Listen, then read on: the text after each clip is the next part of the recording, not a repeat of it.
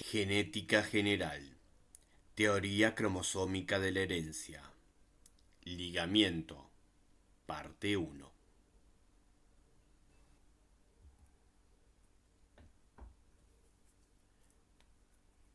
Habíamos quedado en presentaciones anteriores en que Mendel no conocía los genes, la meiosis ni los cromosomas en 1866.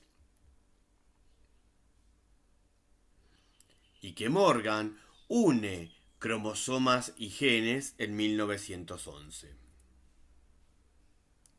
Y de esta forma da sentido a las proporciones descubiertas por Mendel de 3,1 y 9,3,3,1.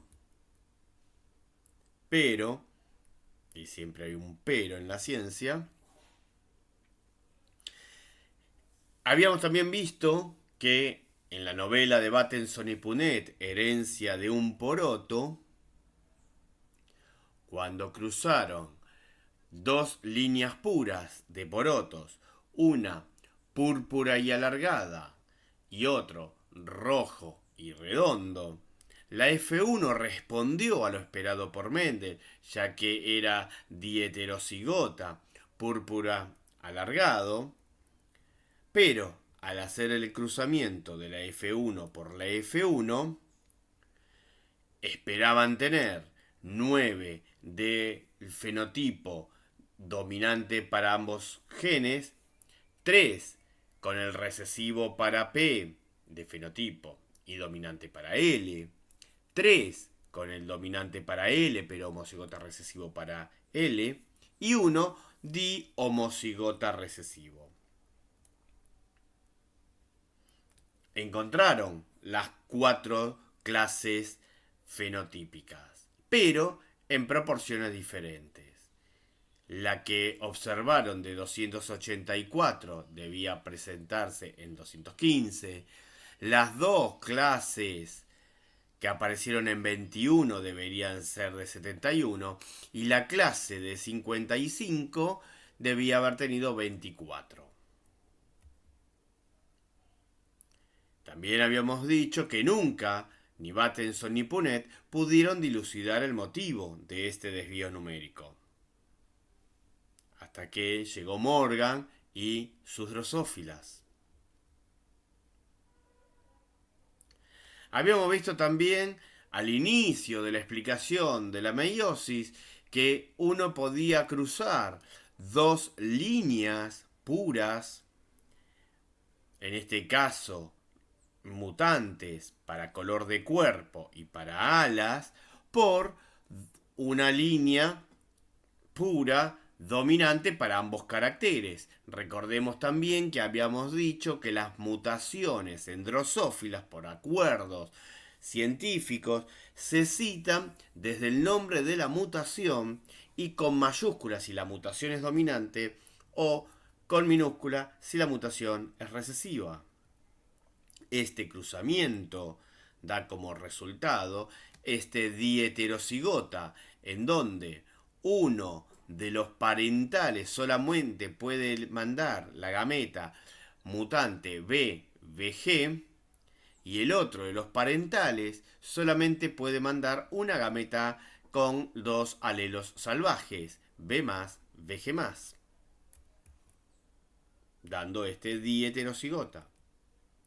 Cuando se hacía una F1 por una F1, se debía esperar 9 con el fenotipo salvaje para ambos caracteres, 3 que fueran mutantes para el cuerpo pero salvaje para las alas, 3 que fueran salvaje para el cuerpo, color de cuerpo y mutante para las alas, y uno que fuera dihomocigota recesivo, es decir, que el fenotipo que estoy mostrando sea mutante para ambos caracteres.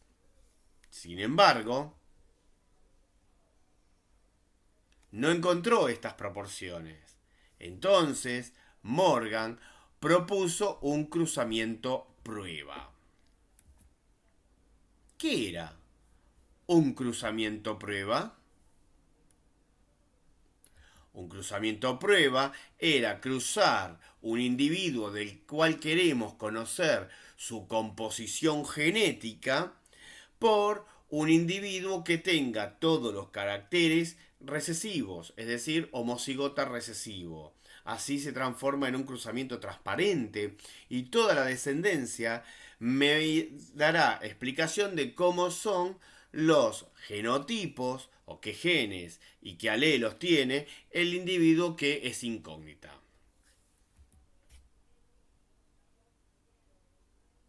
Entonces, ¿cómo es una cruza de tipo prueba de este individuo? ¿Por quién debería cruzar al individuo diheterocigota para que fuese un cruzamiento prueba? Sí, por el homocigota recesivo para cada uno de los caracteres. Es decir, el homocigota recesivo para color de cuerpo es el mutante, dado que la mutación está con minúscula, y el homocigota recesivo para alas es el mutante, dado que la mutación está con minúscula. ¿Qué gametas pueden producir los parentales en cuestión? Es decir, ¿cómo es la F1 de la que estamos hablando? El padre puede mandar B mutante y BG mutante, y dado que el cruzamiento prueba solamente puede aportar B mutante y BG mutante, va a ser el común denominador. Ahora el padre también podría haber mandado las dos salvajes. Pero también el padre, dado que es heterocigota, podría mandar estas que son consecuencia de haber generado un entrecruzamiento en esta región.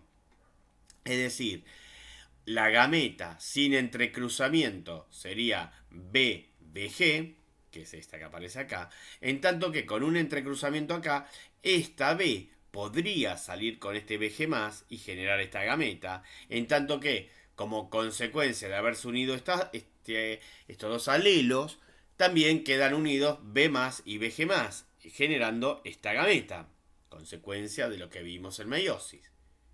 ¿Está bien? Siempre el homocigota recesivo para lo que estamos cruzando va a generar estas gametas. Ahora, ¿en qué proporciones aparecen cada una de estas gametas parentales del grupo dieterocigoto, del parental dieterocigota, dado que esta va a aparecer, es la única gameta que va a aparecer? Cuando hacíamos los cuadros de Punnett en las dieterocigotas por los dieterocigotas, no evaluamos probabilidades. Consideramos que todos aparecían igual y por eso poníamos una A mayúscula con B mayúscula, una A mayúscula con B minúscula, una A minúscula con B mayúscula y una A minúscula con B minúscula, y lo mismo en la otra línea. ¿Por qué? Porque no las considerábamos en proporciones diferentes. La hipótesis con la que vamos a arrancar esta parte es la misma. Todas deberían aparecer en las mismas proporciones. Pero Morgan encontró, y ahora vamos a recorrer lo que publicó Morgan con la nomenclatura que se utilizaba en aquella época. Sobre el escrito vamos a ir poniendo la nomenclatura actual que estamos utilizando.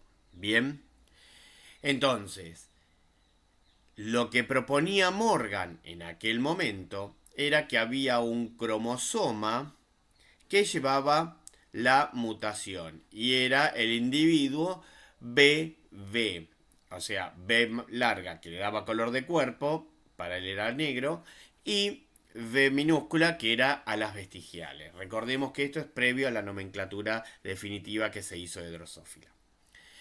Lo que nosotros dibujamos recién es este individuo que es homocigota para esas mutaciones.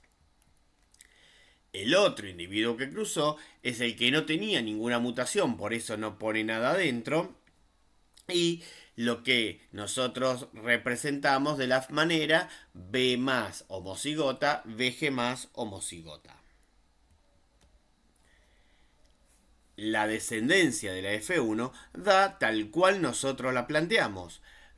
Un cromosoma lleva el B y el VG y el otro cromosoma lleva los dos alelos salvajes.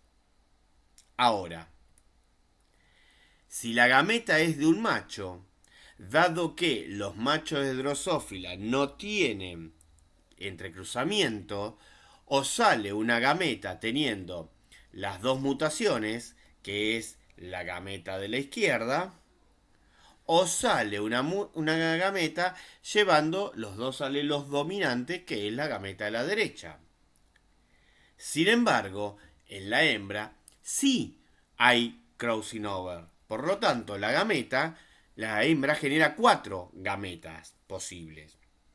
Las dos iguales que el macho, que lleve las dos mutaciones. La que no lleve mutaciones, que son tal cual las parentales. La que lleve una mutación, en este caso color de cuerpo y salvaje para alas, o que sea salvaje para color de cuerpo y mutante para alas.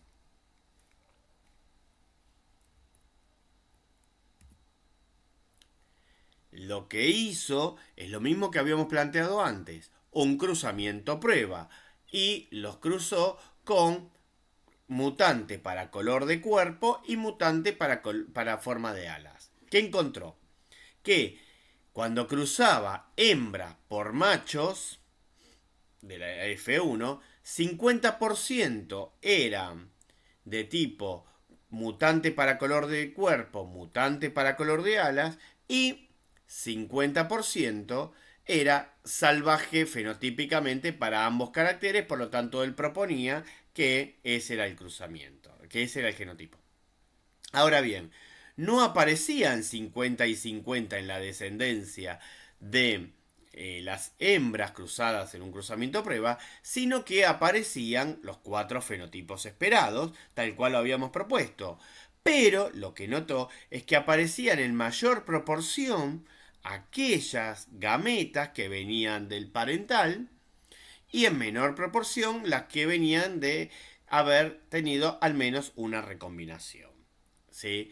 En donde aparecía mutante para color de cuerpo y salvaje para alas, y salvaje para color de cuerpo y mutante para alas, fenotípicamente hablando. 41,5 de un fenotipo, 41,5 del otro fenotipo, 8,5 de otro fenotipo y 8,5 de otro fenotipo.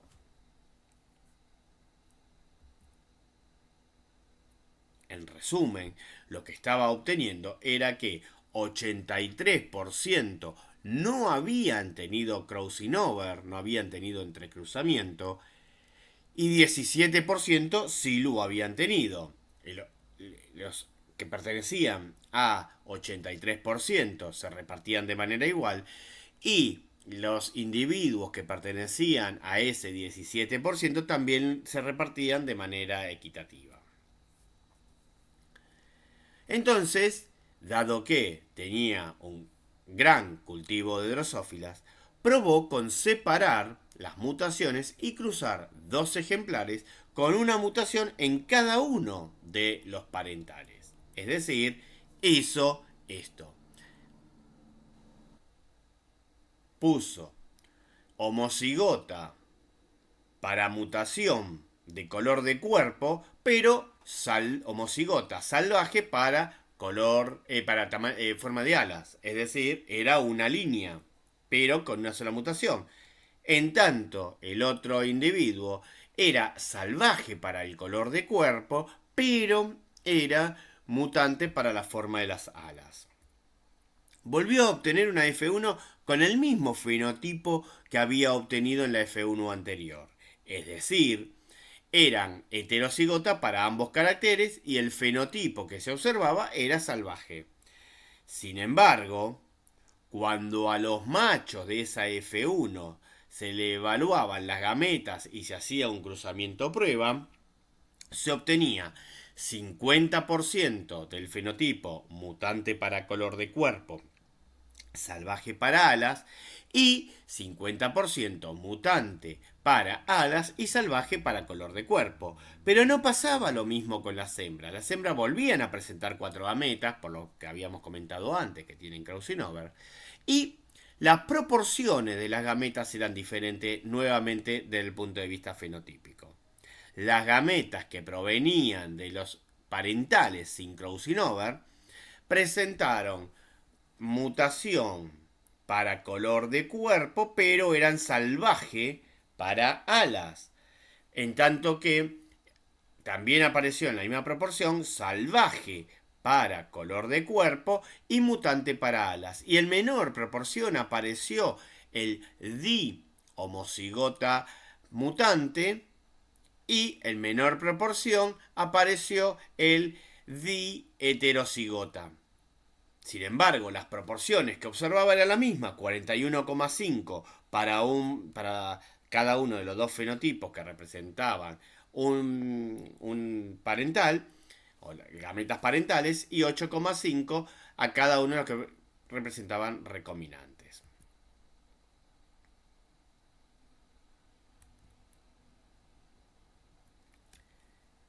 Entonces, ¿qué tenían en común las dos que aparecían en mayor proporción?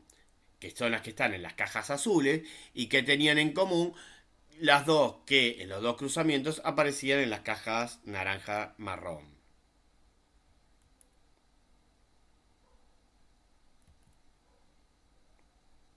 Repetimos, en ambos casos son las gametas parentales las que aparecen en mayor proporción. Y en menor proporción aparecen las recombinantes.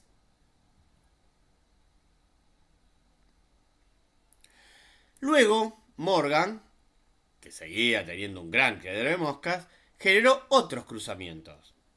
Entonces, tomó una hembra mutante para color de cuerpo, yellow, y mutante para color de ojos, white, y un macho que tenía color de cuerpo salvaje y ojos rojos. Una aclaración que hay que poner acá.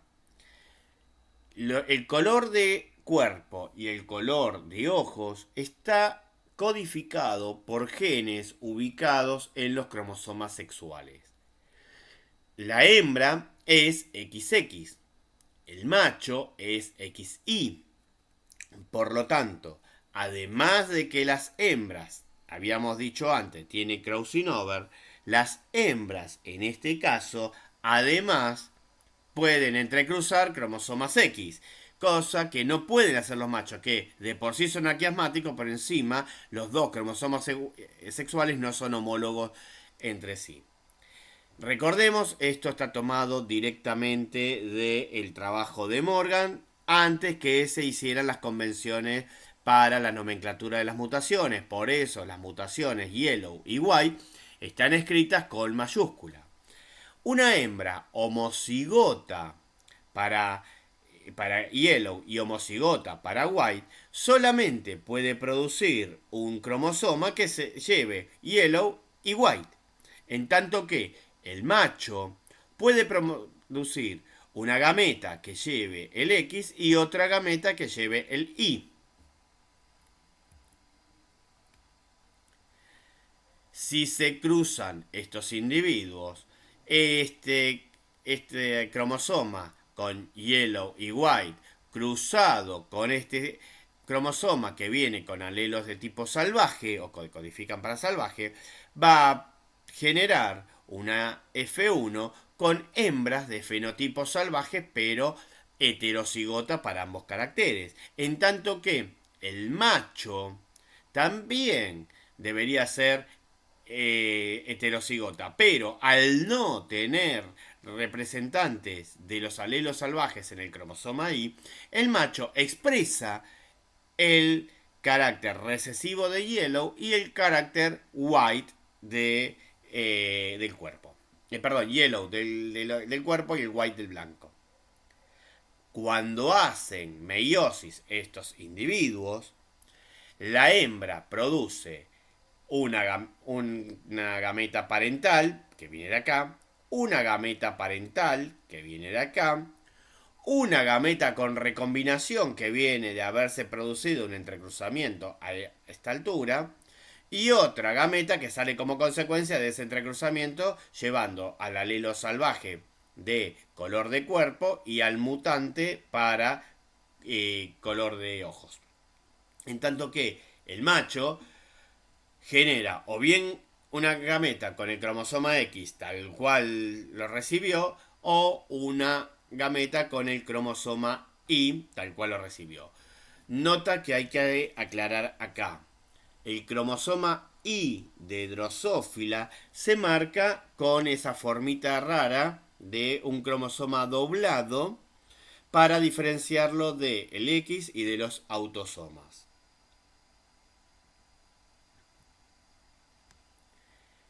Cuando los cruzaron, encontraron que había hembras que eran dihomocigotas mutantes, hembras que eran diheterocigotas, hembras que eran homocigotas para mutación de cuerpo, pero eran heterocigotas para color de ojos, y hembras que eran homocigotas para la mutación de ojos, pero eran heterocigotas para el color de cuerpo. Y en los machos encontraron los mismos fenotipos, pero salvando los de heterocigosis y homocigosis, dado que está en el cromosoma X.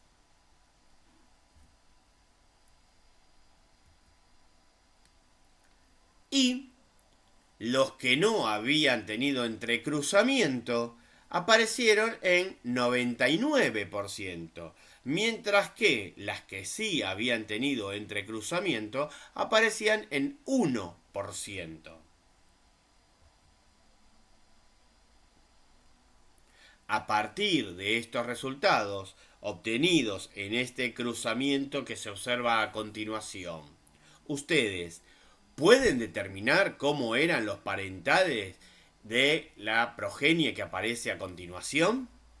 Es decir, cómo eran los parentales de un cruzamiento prueba que da amarillo y ojos rojos 49,5%, color de cuerpo salvaje y ojos blancos 49,5%, sumando 99% de este tipo de fenotipo, y color de cuerpo amarillo y ojos blancos 0,5%, y salvaje para cuerpo y salvaje para oro 0,5%, sumando 1% de estos caracteres. Se los dejo, analícenlo, no aparece la respuesta a continuación. A Morgan le ayudó a entender estos resultados un trabajo que había publicado un monje. ¿Quién es el monje?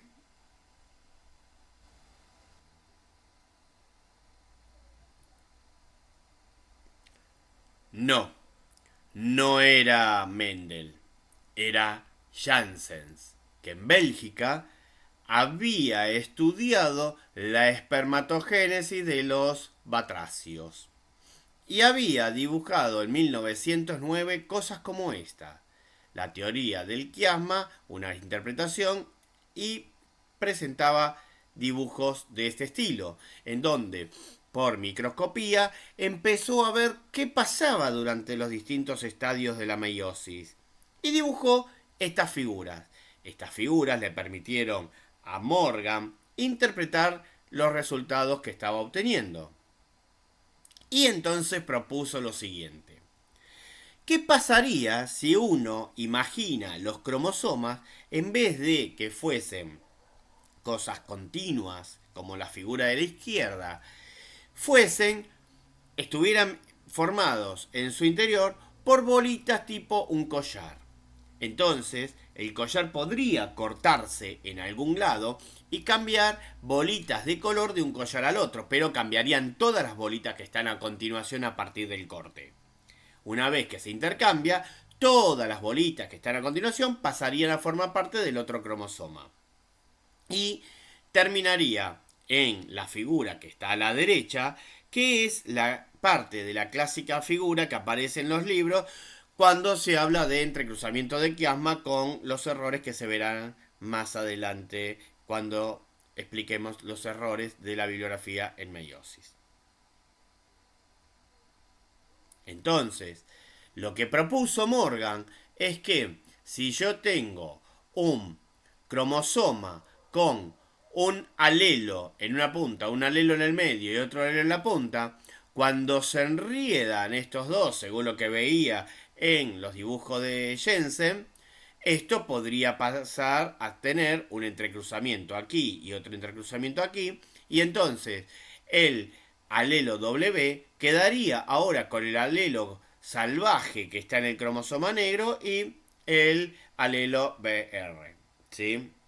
En tanto que los alelos salvajes de W y de BR se irían con M, dado que se produjo ese entrecruzamiento. Desde acá se sostienen algunos errores presentes en la bibliografía.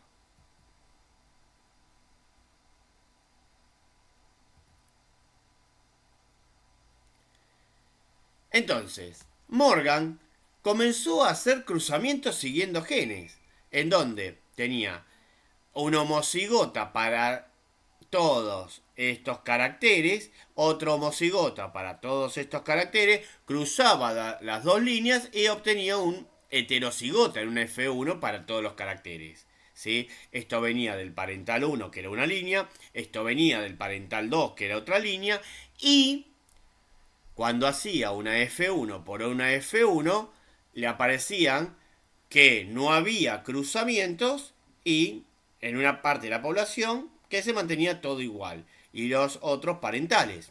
Pero que había individuos que en la descendencia presentaban un entrecruzamiento a esta altura. Y entonces quedaba con esto salvaje, pero toda esta parte mutante, que es este individuo que está acá. ¿Sí? Pero había otros individuos que no tenían el entrecruzamiento a esta altura, sino que lo obtenían a esta altura. Entonces quedaban todos los alelos salvajes que están presentes acá, pero seguían todos los alelos mutantes que estaban en el otro cromosoma. Y a su vez, también le aparecía la inversa de este individuo. Si era todo mutante, todo salvaje acá y mutante en esta parte, aparecían los individuos de la contraposición por haberse generado un entrecruzamiento acá. Lo mismo sucedía en los siguientes, en donde había un entrecruzamiento entre B corta y M, aparecía que cambiaban todos los que venían a continuación.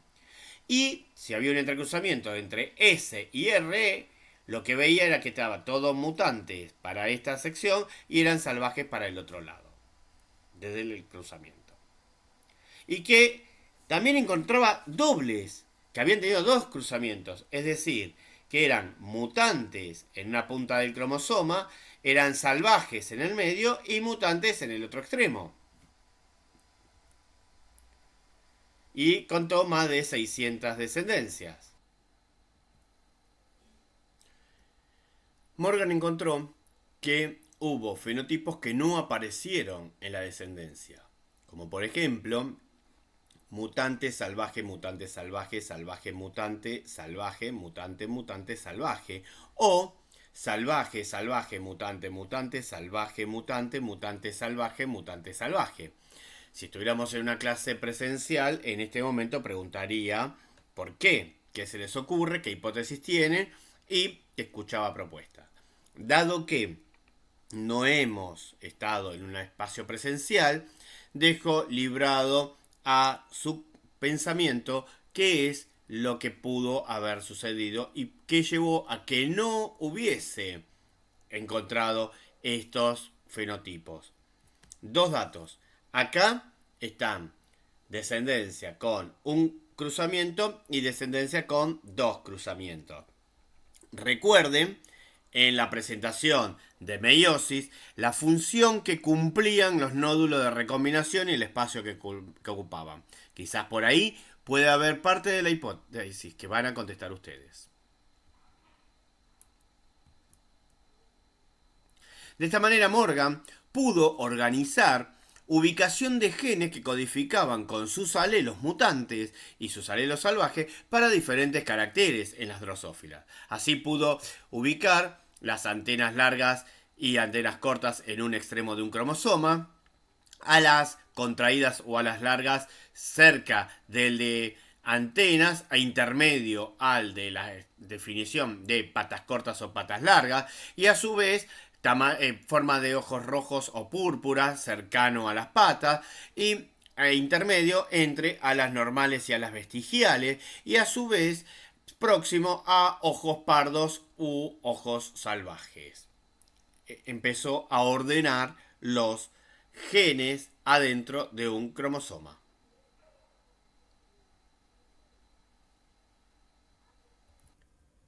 Genética general. Teoría cromosómica de la herencia. Ligamiento. Parte 1.